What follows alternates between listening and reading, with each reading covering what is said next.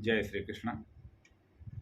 श्रीमद् भगवत गीता की आरती में कहा गया है, कर्म सुमर्म प्रकाशिनी कामासक्ति हरा तत्वज्ञान विकासिनी विद्या ब्रह्म परा।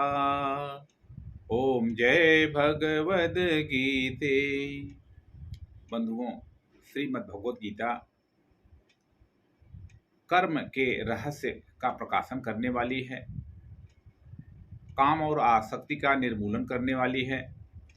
इसलिए नित्य गीता स्वाध्याय हम सब लोगों को करना चाहिए।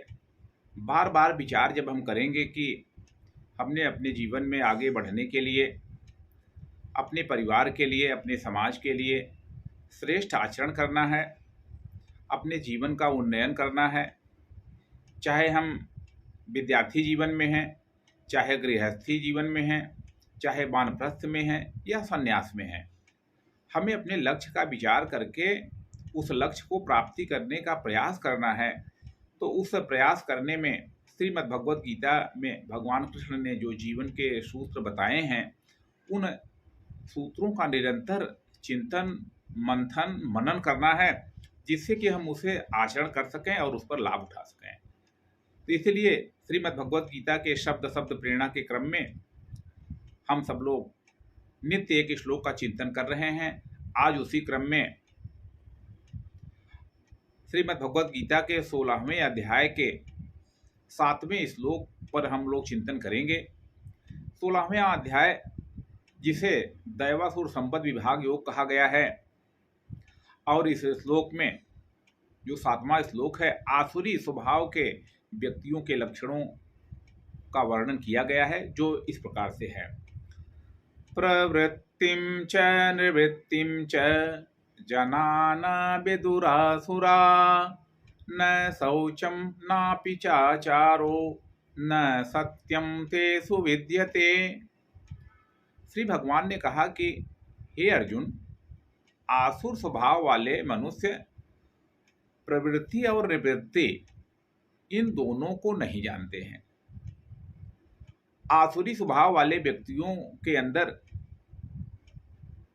शौचा शौच का भी विचार नहीं रहता है, और उनके अंदर श्रेष्ठ आचरण भी नहीं रहता है, और वे सत्य का भी अनुगमन नहीं करते हैं, सत्य भाषण भी नहीं करते हैं।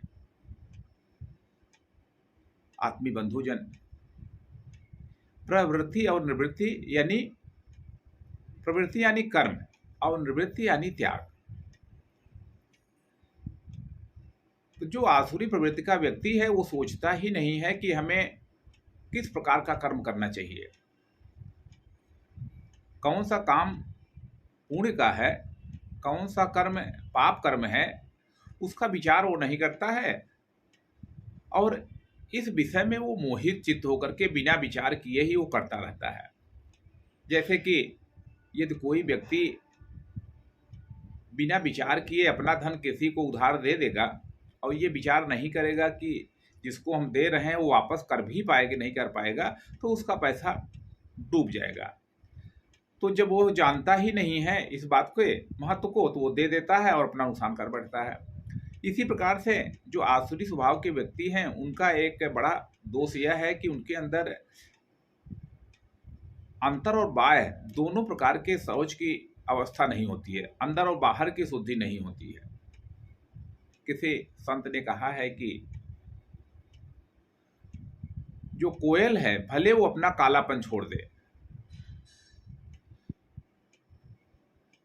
सफेद हो जाए, लेकिन जो दुर्जन व्यक्ति है, जो आसुरी स्वभाव का व्यक्ति है, वो कभी भी सुचितापूर्ण जीवन नहीं जी पाता है, और वो श्रेष्ठ आचरण भी नहीं करता है।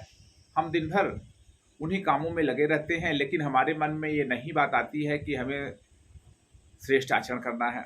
सबको पता है कि समय पालन करना चाहिए, लेकिन हम देखते हैं कि अपने सामाजिक कार्यक्रमों में बड़े से बड़े लोग जो है कार्यक्रमों में विलंब से पहुंचते हैं, और बड़े ही कुशलता से उसकी सफाई भी देते हैं कि ये बात हो गई, वो बात हो गई।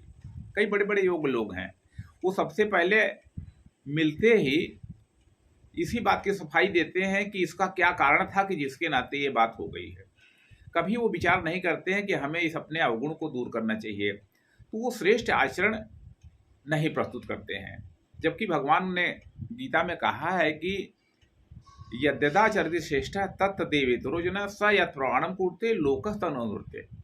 जो उच्च शिक्षित व्यक्ति है, जो आध्यात्मिक व्यक्ति है, जो समाज का नेतृत्व कर रहा है, यदि वही विलंब से आता है, यदि वही झूठ बोलता है, यदि वही अपने वचन पर का पालन नहीं करता है, तो ये बात कैसे ठीक हो सकती है। इसलिए हमें विचार करना चाहिए कि ये जो बात है वो हमारे अंदर नहीं होना चाहिए। इन सूत्रों से पता लगता है जो मन में आवे वही करते रहना, ये बात ठीक नहीं है। इसी प्रकार से सत्य भाषण की बात आती है, तो इस श्लोक में ये जो 5 बातें आसुरी स्वभाव के व्यक्तियों के लिए कही जा रही है कि उनमें न तो निवृत्ति का, न तो प्रवृत्ति का विचार होता है, न शौच यानी स्वच्छता होती है, और न श्रेष्ठ आचरण होता है, और न सत्य भाषण होता है। तो इस श्लोक की प्रेरणा से हमें जो आसुरी स्वभाव के व्यक्ति हैं उनके अंदर जो कमी है उसका परित्याग करना चाहिए, और जो दैवी शक्ति है उसका धारण करना चाहिए। इसलिए नित्य गीता स्वाध्याय हम करते रहें और सद्गुणों को धारण करते रहें। इतनी बात कह करके मैं अपनी बात पूरी करता हूँ। जय श्री कृष्ण।